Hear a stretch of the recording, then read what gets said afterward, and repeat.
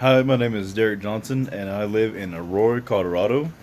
I am originally from Indiana. I am in the military. I'm in the Army. I do HR, and I've been in the Army for almost 3 years now. I joined a little later in life. I wanted to join when I was younger, but it just wasn't the time to join military. Something I always wanted to do, but life situations at the time was not able to do that for family reasons. And now, later in life, at 29 years old, I felt like it was time to join. Since God always knew it was one of my heart's desires to join the military and serve. And that's what I do in the Army is serve others who need help as an HR specialist. I'm an E4, which is a specialist rank, which is kind of funny. But at 29 years old, I joined the military as the National Guard originally, as an air traffic controller. And then once I went through all my training, I really enjoyed the active duty lifestyle and then got back to Guard and was not happy. It was not what I felt like I was supposed to do, and we prayed about it and transitioned over to active duty. And at 31 years old, me and my wife picked up our 4 kids and moved halfway across the country with nobody that we knew. It's just doing what God told us to do, and so far it has definitely been a blessing for our family as we can grow together. And I've been married for 10 years.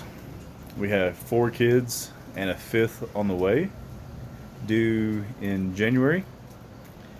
And we find out on September 4th whether it'll be a boy or girl.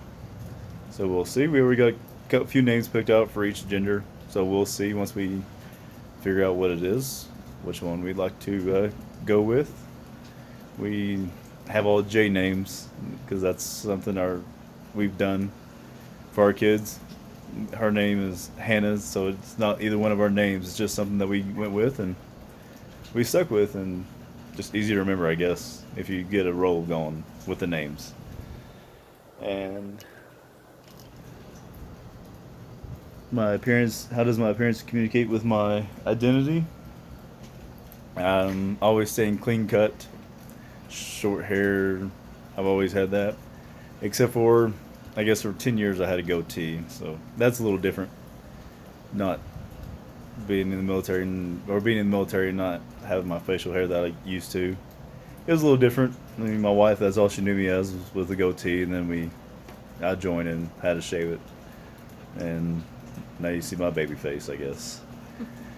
Um, I've always been that way. I was a former police officer also for 3 years, and that has just always been something that I wanted. Me and my wife and our kids, we've always looked, I guess you could say, upkept, not looking like unprofessional or however you want to say it. Just going out looking decent. That's how I was raised. That's how she was raised. So we always want to present ourselves in a manner that was of like modesty, or I can't really think of another word to call it. And another identities would be like as helper, servant.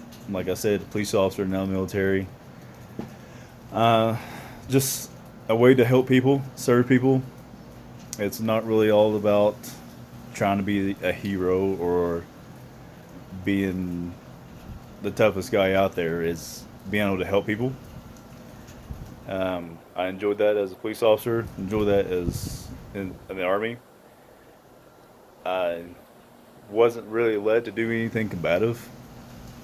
I enjoy that kind of stuff, like going out and training and all that. But serving and being an example of what we're supposed to be, what God calls us to be, was more of what I was feeling led to do.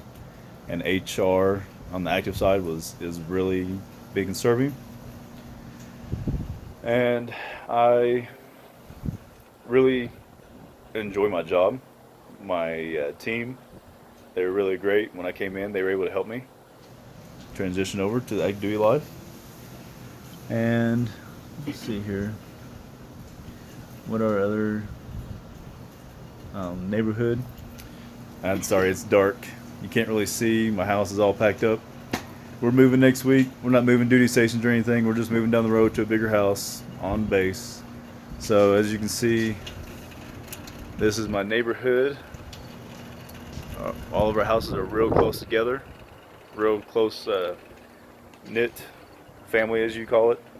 Everyone is there for each other no matter what you need, which is great, especially when you have kids and you want to make sure you live in a safe neighborhood, especially in the bigger cities. Let's see here. Other identities that you have not able to share with us. I'm on the safety team at church. As again, it fits with military, police. But as we was talking, we did some classes. You have to do classes in order to be able to serve at the church to make sure to see what your gifts are, and mine fit with safety and able to serve. Not necessarily in the background, but you're not necessarily in front of everybody. You're the quiet presence that's there to help and serve wherever needed and make sure that everyone stays safe. Because in these times, you really can't be too careful when things are going the way they are. And other identities developing to strive. One day, maybe hopefully retire from the military. Well, in the military, I'm hoping to get my degree, finish my degree soon, within the next year and a half, roughly, so I can try to become an officer and continue to help and lead others in that sort of way. So to set examples and lead, because a lot of times in the military, there's a bad rep for stigmatism or whatever, being a certain way, and I feel like going into that leadership role, it may make me busier, it may be more work, but it will still set a path to be a leadership and example that we are to be and not how we are perceived to be. And after the military, maybe opening my own accounting business, because that's what my degree is in, and helping others with their finances, because that is a big thing people struggle with in the church and not out of the church. So that is another way I can serve and help people after the military, is open my own accounting firm back home where I'm from in Indiana, and help others in the church, help the churches that may need help with that kind of stuff, and just serve where I can. And that's it. Everybody have a great week.